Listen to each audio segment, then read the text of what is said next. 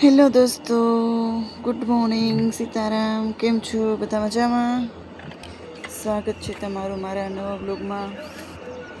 તો આજે મારો બીજો બ્લોગ છે. જો અમારા ગામની સવાર કંઈક અહીંથી આવી દેખાય છે. કેવો લાગ્યો અમારા ગામનો નજારો બધા કમેન્ટ કરજો. મીઠી મીઠી સવાર છે. પવન ચક્કી છે.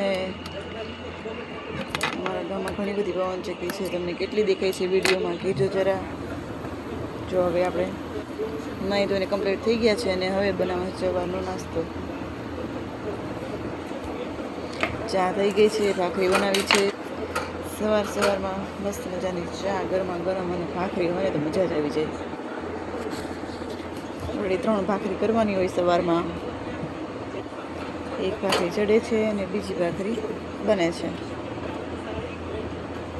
તો તમે બધા નાસ્તામાં શું લ્યો છો કહેજો જરા. જો આપણી ભાખરી થઈ ગઈ છે. મસ્ત મજાનું ઘી લગાવી દઈ.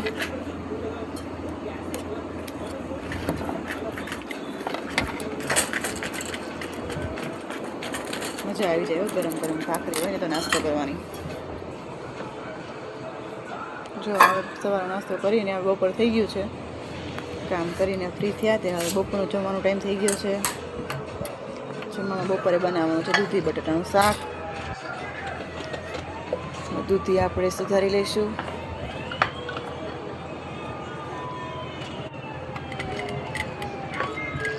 દૂધી છે ને કોણી હોય ને તો જ ખાવાની મજા આવે, તો જ એનું શાક મસ્ત થાય. નકર તો કડશું શાક થાય. કાંઈ આપણે બટેટા નાખશું થોડાક એટલે ટેસ્ટ આવી જશે થોડો ઘણો. ત્યારે તડકા એટલા પડે છે ને એટલે જમવાની કંઈ મજા તો ના આવે, પણ શું કરું, જમવું તો પડશે.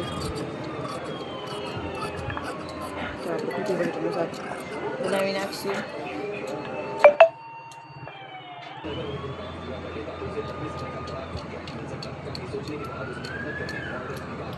સીવાનો થોડો ઘણો અવાજ તો આવશે મશીનનો. આપણે શીખી છીએ હજુ, આપણને આવડતું નથી વિડીયો બનાવતા. જેવું થાય એવું હલાવી લેજો. હવે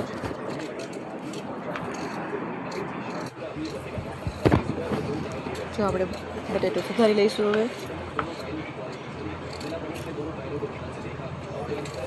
મારી આરવાર મશીન ચાલુ છે સીવાનું, એટલે થોડો ઘણો અવાજ તો આનો પણ આવશે જ.